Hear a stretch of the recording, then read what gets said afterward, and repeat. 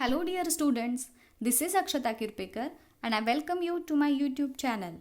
Students, in the previous video, we have learned about evolution and the theory of evolution, which say that all the living organisms on the earth have evolved from a single cell. Okay सगळे जे living organisms आहेत ते एका single सेलपासून evolve झालेत हे आपण last व्हिडिओमध्ये बघितलं. But what are the proof for that? काय प्रूफ आहे याच्यामध्ये की सगळे ऑर्गॅनिझम्स एकाच सेलपासून इव्हॉल्व झालेत हे आपण जे सांगतोय या गोष्टीसाठी काहीतरी प्रूफ देखील हवं ना, so that all can accept this theory. So in this video we are going to learn about certain evidences which prove that this theory of evolution was correct. And from these evidences, the first is morphological evidences, the next is anatomical evidences, then vestigial organs, then paleontological evidences, then connecting link, and the last one is embryological evidences. या सगळ्या evidensesचा proof जो आहे तो use करून आपण ही इव्हॉल्युशनची theory correct कशी आहे हे आज बघूयात. So the first evidence is morphological evidence. Morphology means the external appearance of any organism. एखादा ऑर्गॅनिझम एक्सटर्नली कसा दिसतो हे सांगणं म्हणजे त्याची मॉर्फॉलॉजी. इथे आपल्याला प्लांट्स आणि ॲनिमल्स यांचे काही पिक्चर्स दिसत आहेत. First let us talk about the animals. In case of animals, can you see some similarities in the external features of these animals? Yes, all the animals are having 2 ears, 2 eyes, 4 legs. So all are having hair on their body. So ह्या प्रत्येक ॲनिमलमध्ये जर तुम्ही compare केलं तर there are certain similarities in their body features. As well as in case of plants also, you can see that all plants are having green leaves, they are having stem, fruit, flowers. All these structures are similar in case of plants also. So if we compare animals, we can see certain common features present in all the animals. From this, we can say that these animals might have originated from a single ancestor, a common ancestor.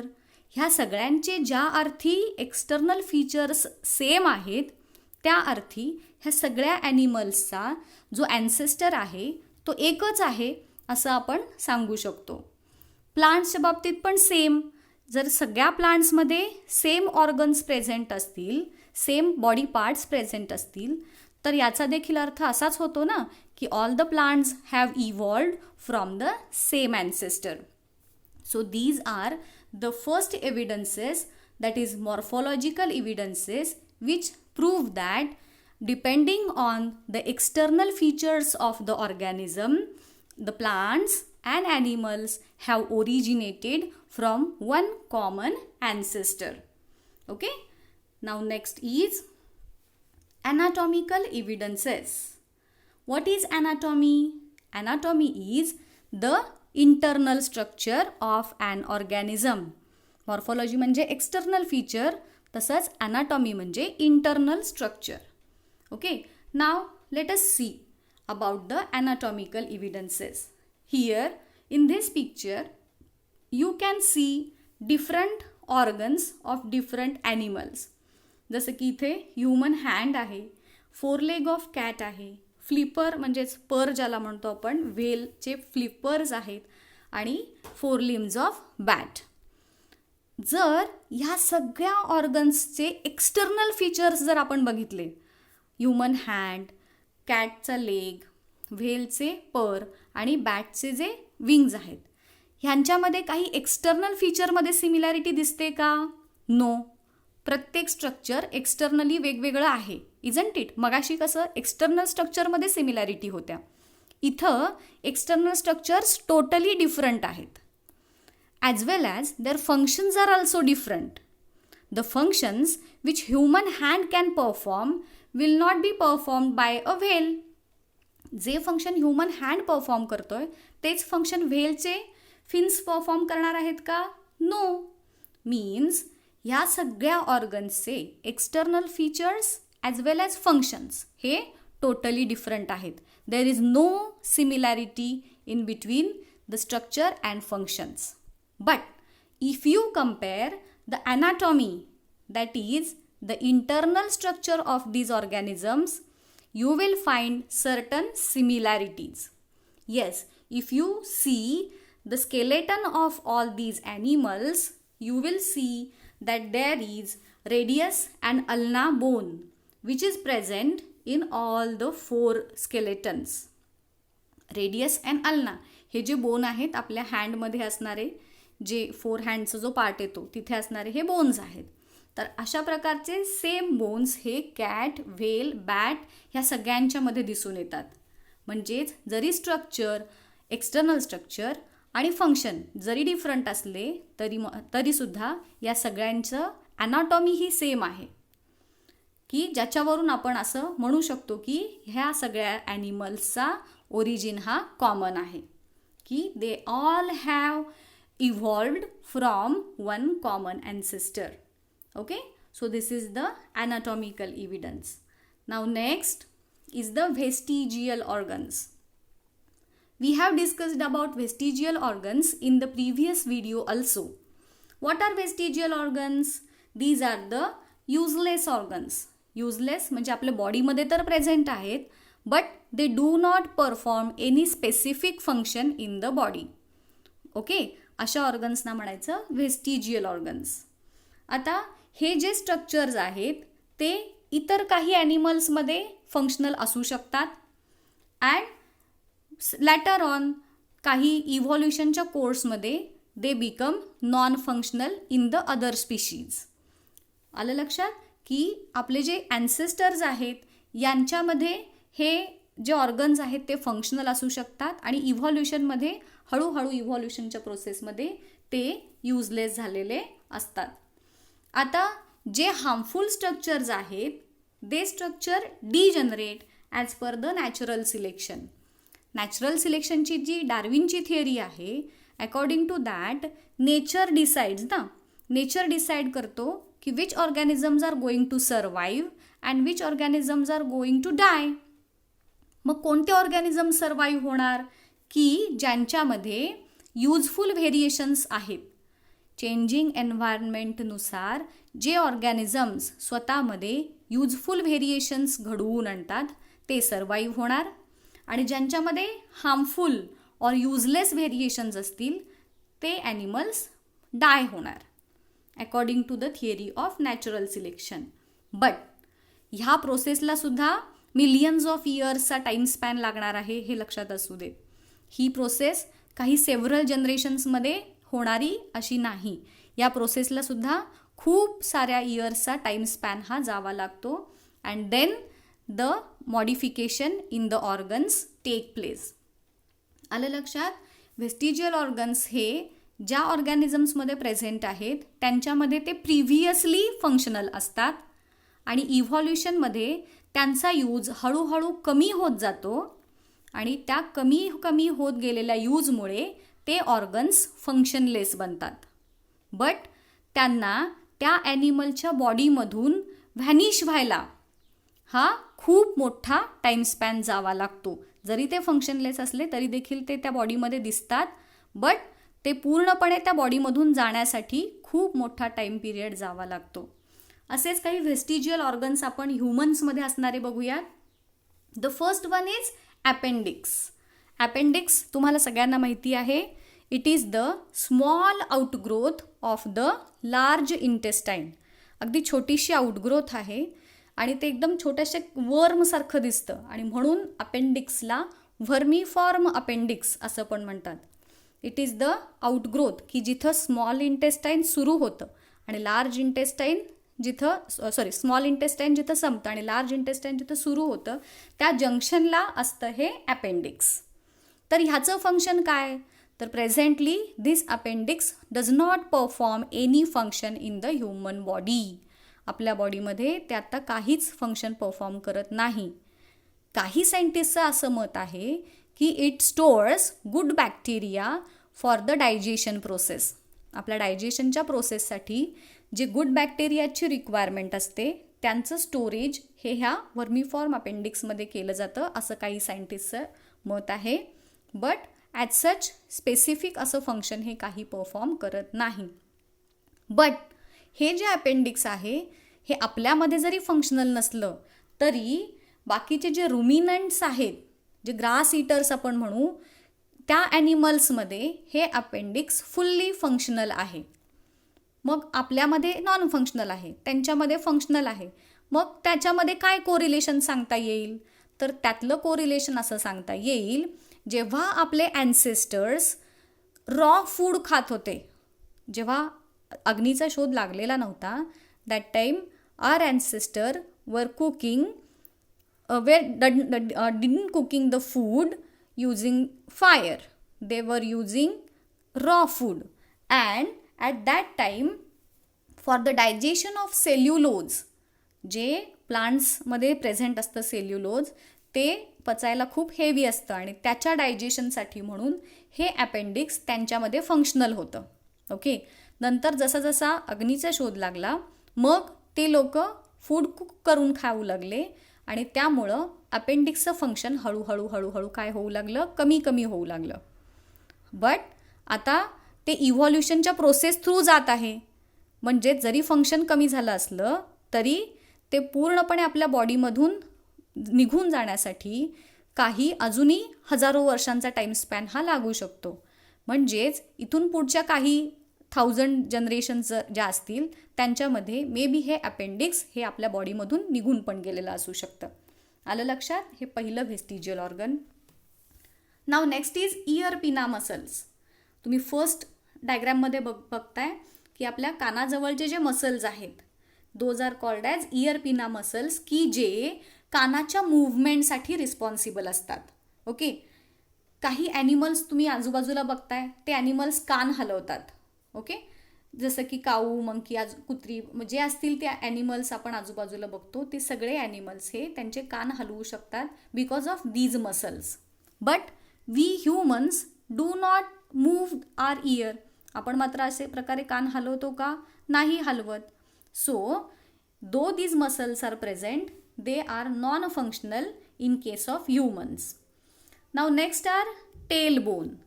तुम्ही fourth फिगरमध्ये जे red आणि yellow पार्टने दाखवलेलं आहे, it is called as the tail bone, की जिथे जेव्हा आपल्या ॲन्सेस्टर्समध्ये शेपूट होती, टेल जेव्हा होती, तर तेव्हा त्या टेलचं अटॅचमेंट ह्या बोनला असायचं, की जे बॅलन्सिंगसाठी यूजफुल होतं. जेव्हा ॲन्सेस्टर्समध्ये टेल होती तर त्या टेलचा यूज ते बॅलन्सिंगसाठी करायचे, isn't it? So for that purpose this bone was present. But in the course of evolution, that tail disappeared, but still the tailbone is present. आलं लक्षात? Now next is body hair. आपल्या अंगावरचे जे केस असतात त्यांचं function as such आपल्याला काही सांगता येत नाही. बट इतर ॲनिमल्सच्या बाबतीत they play the role of insulation. बॉडीमध्ये वार्मथ किंवा बॉडीचं जे टेम्परेचर आहे ते मेंटेन करण्याचं काम असतं बॉडी हेअरचं. बट ते फंक्शन आपल्या बॉडीवरचे हेअर परफॉर्म करत नाहीत. So they are also considered as vestigial organs. And the next is the wisdom tooth, ज्याला आपण अक्कलदाढ असं म्हणतो. अक्कलदाढ आणि अपेंडिक्स हे दोन्ही देखील सेल्युलोजच्या डायजेशनशीच रिलेटेड आहेत. म्हणजे ह्या अक्कलदाढेचं देखील फंक्शन हे त्या सेल्युलोजच्या डायजेशनसाठीच होतं असं मानण्यात येतं.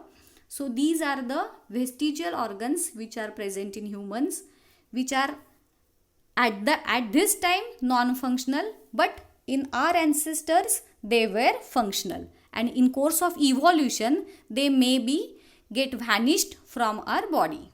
Okay, so these are vestigial organs. Now next are the paleontological evidences. Now what is paleontology? It is the study of fossils. And what are fossils? These are the remnants and impressions of organisms that remain preserved underground. You have studied about fossils in the previous standards. Fossils कसे form होतात? तर due to some natural calamities, जसं की earthquake असेल, flood असेल, volcano असेल, अशा natural कॅलॅमिटीजमुळं काय होतं, जे अर्थवरचे ऑर्गॅनिझम्स आहेत, अर्थच्या सरफेसवरचे ऑर्गॅनिझम्स, मग ते अगदी प्लांट्स असतील, ॲनिमल्स असतील, इन्सेक्ट्स असतील, okay, they will get buried at the bottom of the earth. काही नॅचरल कॅलॅमिटीजमुळं ते सगळे ऑर्गॅनिझम्स अर्थच्या सरफेसखाली जे आहेत ते बरीड होतात आणि त्यांच्यापासून पुढे फॉसिल्स फॉर्म होतात. बट स्टुडंट्स, एक गोष्ट लक्षात ठेवा, सगळ्याच दबले गेलेल्या ॲनिमल्सचे फॉसिल्स फॉर्म होत नाहीत. It require certain pressure as well as certain temperature for the formation of fossils. नाहीतर प्रत्येक जे ॲनिमल आपण पुरतो जमिनीखाली त्या सगळ्याचेच फॉसिल फॉर्म झाले असते, इजंट इट नॉर्मली. बट त्यासाठी हे जे इम्प्रेशन्स येतात त्या ज्या फॉसिल्सचे इम्प्रेशन सॉईलवरती किंवा सँडवरती किंवा रॉकवरती जे दिसतात, तर ते इम्प्रेशन फॉर्म होण्यासाठी certain temperature as well as certain प्रेशरची requirement असते. सगळ्याच जमिनीखाली गेलेल्या ॲनिमल्सचे किंवा ऑर्गॅनिझम्सचे फॉसिल्स फॉर्म होत नाहीत. ओके, आता हे झालं about fossils, how they get form, हे तुमच्या लक्षात आलं. फॉसिल म्हणजे काय हे लक्षात आलं. ओके, आता ह्या फॉसिल्सचा यूज करून इव्हॉल्युशन आपण कशी एक्सप्लेन करू शकतो ते बघूयात. आता तुम्हाला सगळ्यांना माहिती आहे की organisms body is made up of carbon, isn't it. सगळी आपल्या बॉडीमधला जो मेन कॉन्स्टिट्युएंट आहे तो आहे कार्बन. आता जेव्हा हे ऑर्गॅनिझम्स बरी होतात, जमिनीखाली दबले जातात, तेव्हा त्यांच्यामधला जो बायोडिग्रेडेबल पार्ट आहे, जसं की स्किन असेल, फ्लेश असेल, हे सगळे पार्ट्स बायोडिग्रेड होतात. आता उरतात तो त्यांचे बोन्स. आता बघूयात ह्यांचा यूज करून आपण एखादा फॉसिलचं एज कसं डिसाईड करू शकतो. म्हणजे हा जो बोनचा जो सांगाडा आपल्याला मिळतो किंवा स्टोनवरती त्यांचे उठलेले इम्प्रेशन्स आपल्याला मिळतात, त्याचा यूज करून त्या ॲनिमलच्या फॉसिलचं एज कसं फाइंड आउट करू शकतो ते बघूयात. आणि त्यासाठी जी मेथड यूज केली जाते त्याला म्हणायचं कार्बन डेटिंग मेथड. ओके, आता ही मेथड काय आहे बघा. जे स्पेसमधून येणारे जे कॉस्मिक रेज असतात, ते कॉस्मिक रेज जेव्हा ॲटमॉस्फिअरमध्ये एंटर करतात, they react with the nitrogen which is present in the atmosphere. बघा, cosmic rays plus nitrogen, they will form C14, that is an isotope of carbon. Carbon जो element आहे त्याचे isotopes आहेत, दोन main isotopes, that is C12 and C14. आता त्या दोन आयसोटोप्सपैकी C12 आहे तो कम्पॅरेटिव्हली स्टेबल आहे, वेअर ॲज C14 जो आहे तो कम्पॅरेटिव्हली रेडिओ ॲक्टिव्ह आहे, रिॲक्टिव्ह आहे. ओके, आता हा नायट्रोजन आणि कॉस्मिक रेज यांची रिॲक्शन होऊन काय फॉर्म झाला, C14 हा कार्बनचा आयसोटोप फॉर्म झाला. Now that when react with atmospheric oxygen, carbon plus oxygen, what will get formed? They will form CO2, and that CO2 enter in the body of plants. Okay, and through plants that will enter in our body. So this is the path of the C4 isotope of carbon. Similarly C12 हा देखील isotope आपल्या बॉडीमध्ये enter करतो in the same way, that is through carbon dioxide. आता काय होतं बघा, when an animal dies the ratio or the balance between C12 and C14 get disturbed.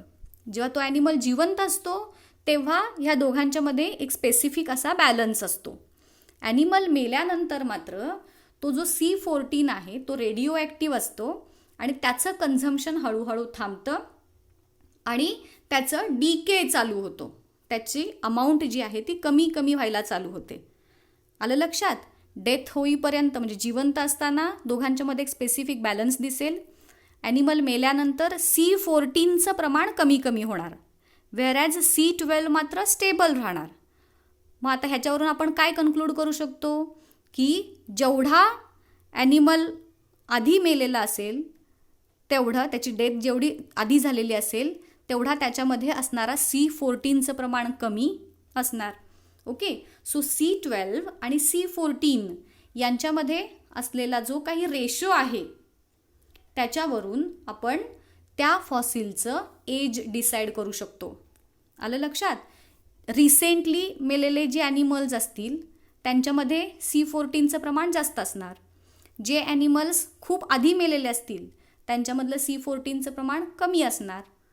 Okay, आणि त्या रेशोवरती as well as C14ची radio activity ह्या 2 गोष्टींचा use करून आपण कार्बन डेटिंग मेथड थ्रू कोणत्याही फॉसिलचं एज डिसाईड करू शकतो.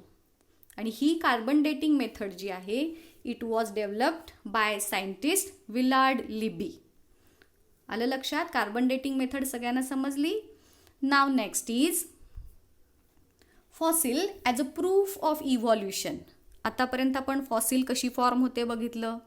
कार्बन डेटिंग मेथड थ्रू कोणत्याही फॉसिलचं एज कसं डिसाईड करायचं हे आपण बघितलं.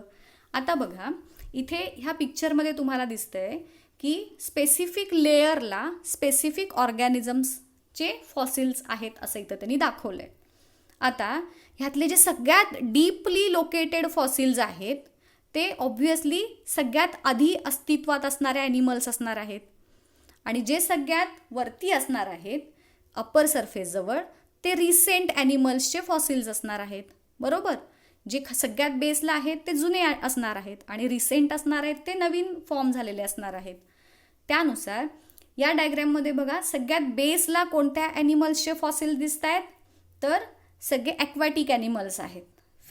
फिशेस दिसतील तुम्हाला, स्टारफिश वगैरे दिसतात. हे सगळे कोण आहेत? ॲक्वॅटिक ॲनिमल्स आहेत.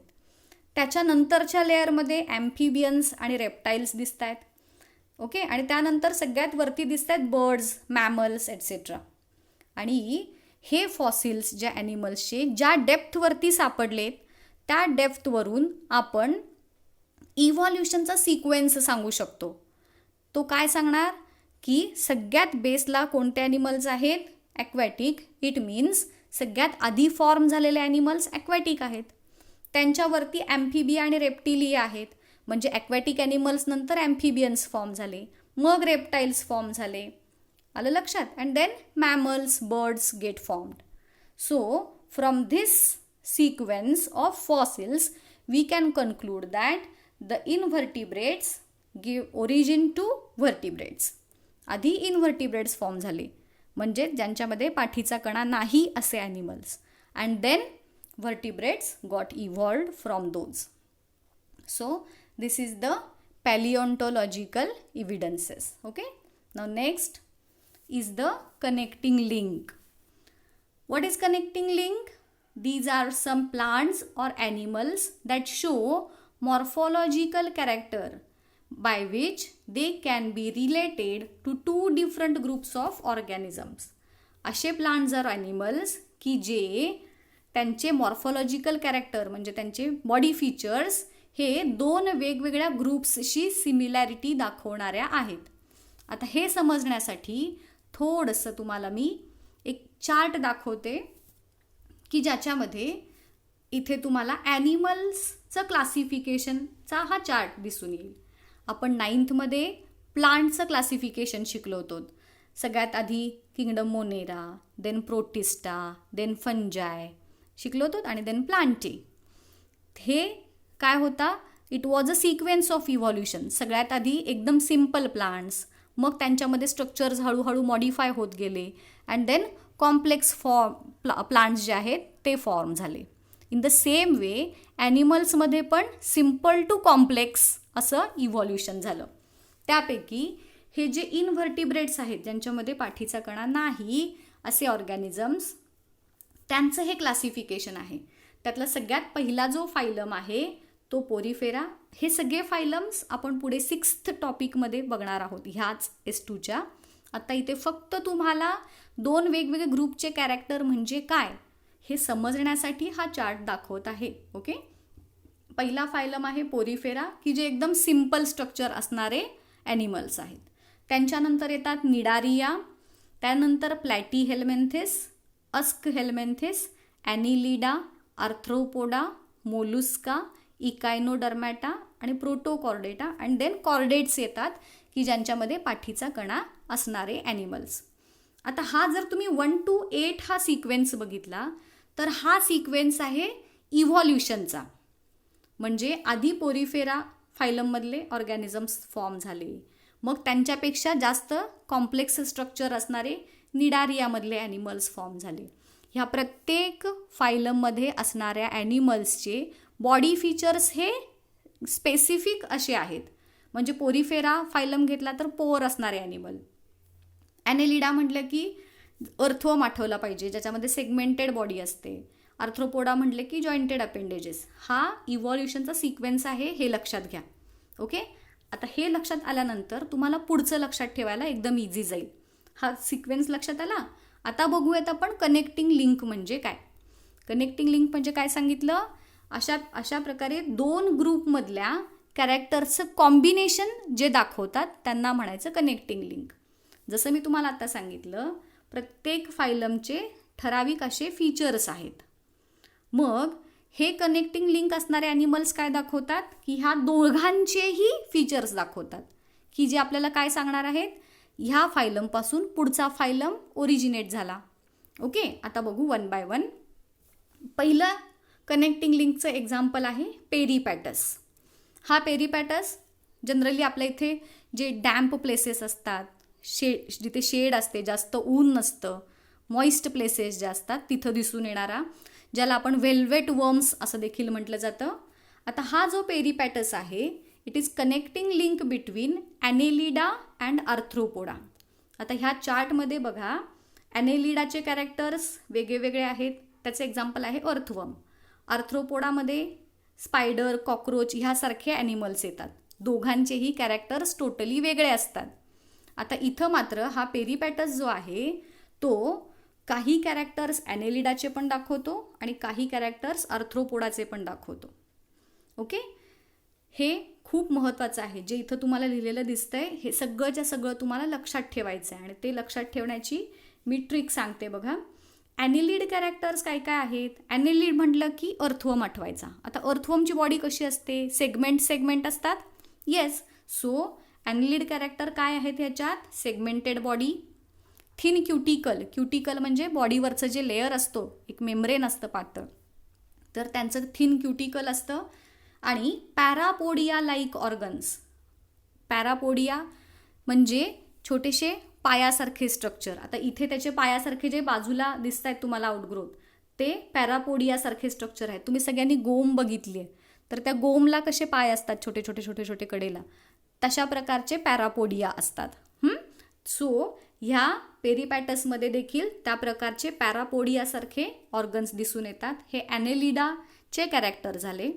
आणि आर्थ्रोपोडाचे कॅरेक्टर काय आहेत, तर ट्रॅकियल रेस्पिरेशनची प्रोसेस ही ट्रॅकिया थ्रू होते.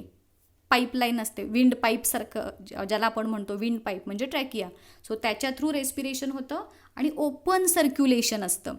आपल्या बॉडीमध्ये जशी ब्लड व्हॅस्क्युलर सिस्टम आहे, आपल्या बॉडीमध्ये व्हेन्स आहेत, आर्टरीज आहेत की ज्याच्या थ्रू ब्लड फ्लो होतो. पण ह्या आर्थ्रोपोडामध्ये मात्र ब्लड नुसतं ऑर्गन्सवरती पोअर होतं. तिथं कुठल्याही प्रकारची ब्लड कॅरी करण्याची सिस्टम नाही. आपण पाणी ओतल्यानंतर कसं पाणी वाहत जातं, त्या पद्धतीनं ब्लड हे ह्या आर्थ्रोपोडामध्ये असणाऱ्या ॲनिमल्सच्या बॉडीतून फ्लो होतं. त्याला म्हणायचं open circulation. So Peripatus shows characters of both Annelida and Arthropoda. व्यवस्थित लक्षात आलं. Now next is duck billed platypus. This is the picture of duck-billed platypus, which is a connecting link between mammals and reptiles. आता mammals म्हणजे ज्यांना आपण काय म्हणतो, ज्यांना मॅमरी ग्लँड्स असतात, जे पिलांना जन्म देतात, ते मॅमल्स असतात. आणि रेप्टाईल्स म्हणजे तुम्हाला माहिती आहेत, सरपटणारे प्राणी. सो हा जो प्लॅटिपस आहे तो ह्या दोघांच्या मधले कॅरेक्टर्स दाखवतो. मॅमलचे काय कॅरेक्टर्स आहेत, तर हा रेप्टाईल आहे ॲक्च्युली, आणि रेप्टाईल असला तरीसुद्धा त्याच्यामध्ये मॅमरी ग्लँड्स आहेत आणि त्याच्या बॉडीवरती हेअर आहेत. हे त्याचे मॅमलियन कॅरेक्टर झाले. ओके, मॅमरी ग्लँड्स आहेत. मॅमरी ग्लँड्स म्हणजे पिलांना जन्मानंतर दूध पाजण्यासाठीच्या ज्या ग्लँड्स असतात त्यांना म्हणायचं मॅमरी ग्लँड्स. आणि ह्यांच्या बॉडीवरती हेअर असतात. हे मॅमलचे कॅरेक्टर. आणि रेप्टाईलचे काय कॅरेक्टर आहेत? दे ले एग्ज. रेप्टाईल्स जे आहेत सरपटणारे ॲनिमल्स तर ते अंडी घालतात. सो हे झाले रेप्टाईलचे characters. So this duck billed platypus show connection between mammals and reptiles. म्हणजेच ह्याच्यावरून आपण असं सांगू शकतो की आधी रेप्टाईलचं ओरिजिन झालं, इव्हॉल्युशन झालं आणि रेप्टाईलपासून मॅमल्स फॉर्म झाले, मॅमल्स इव्हॉल्व झाले. हे सांगणारं कनेक्शन सांगणारे ही कनेक्टिंग लिंक आहे. Okay. Now next is lung fish. आता नावातच आहे याच्या फिश. सो हा फिश आहे. नॉर्मली फिशेसना रेस्पायरेशन करण्यासाठी काय असतात रे? गिल्स असतात. The fishes respire through gills. मग आता हा तर फिश आहे, but though it is a fish, it respires with the help of lungs. So this is the connecting link between fish and amphibians. आधी फिश आणि मग त्याच्यापासून पुढे ॲम्फिबिया. ॲम्फिबिया म्हणजे जे पाण्यात पण राहतात आणि जे जमिनीवर पण राहतात असे ॲनिमल्स. सो ह्या लंग फिशच्या एक्झाम्पल थ्रू आपण असं सांगू शकतो की आधी ॲक्वॅटिक ॲनिमल्स फॉर्म झाले अँड देन ॲम्फिबियन्स फॉर्म झाले. Okay. So these are the 3 connecting links. एक म्हणजे लंग फिश, दुसरा म्हणजे डकबिल्ड प्लॅटिपस आणि तिसरा म्हणजे Peripatus. Okay. Now next is the sixth evidence is embryological evidence. आता एम्ब्रिओ म्हणजे काय? It is an early stage of development of a multicellular organism. आपल्या सगळ्यांना माहिती आहे की आपलीसुद्धा डेव्हलपमेंट ही एका सिंगल सेलमधून होते. सिंगल सेलपासून मल्टीसेल्युलर स्ट्रक्चर फॉर्म होतानाच्या ज्या स्टेजेस असतात, ओके, त्यातली एकदम इनिशियल स्टेज त्याला म्हणायचं एम्ब्रिओ. आणि त्याच्यानंतर त्याचं जे पुढची जशी जशी ऑर्गन फॉर्म होत जातात तसं तसं त्याला फीटस असं म्हणायचं. सो कोणत्याही ऑर्गॅनिझमच्या डेव्हलपमेंटमधली एकदम सुरुवातीची स्टेज त्याला म्हणायचं एम्ब्रिओ. आणि ह्या एम्ब्रिओचा स्टडी ज्या सायन्सच्या ब्रँचमध्ये केला जातो त्याला म्हणायचं एम्ब्रिओलॉजी. ओके. आता इथं तुम्हाला जे पिक्चर दिसतंय त्या पिक्चरमध्ये वेगवेगळ्या ऑर्गॅनिझम्सचे एम्ब्रिओ आहेत. फिश आहे, सॅलॅमेंडर आहे, टॉर्टॉईज, चिक, पिग, काफ, रॅबिट आणि मॅन. ह्या सगळ्यांचे एम्ब्रिओज ह्या पिक्चरमध्ये तुम्हाला बघायला मिळतील. यातला जो पहिली डायग्राम जर तुम्ही बघितली, खालच्या 2 ज्या लाईन्स आहेत त्या तुम्ही झाकल्या आणि फक्त पहिली एकच लाईन बघितली आणि जर मी तुम्हाला विचारलं की ह्यातला मॅनचा एम्ब्रिओ कुठला आहे आणि पिगचा एम्ब्रिओ कुठला आहे, आपल्याला सांगता येणार नाही. कारण सगळेच एम्ब्रिओ सुरुवातीच्या स्टेजेसमध्ये सेम दिसतात.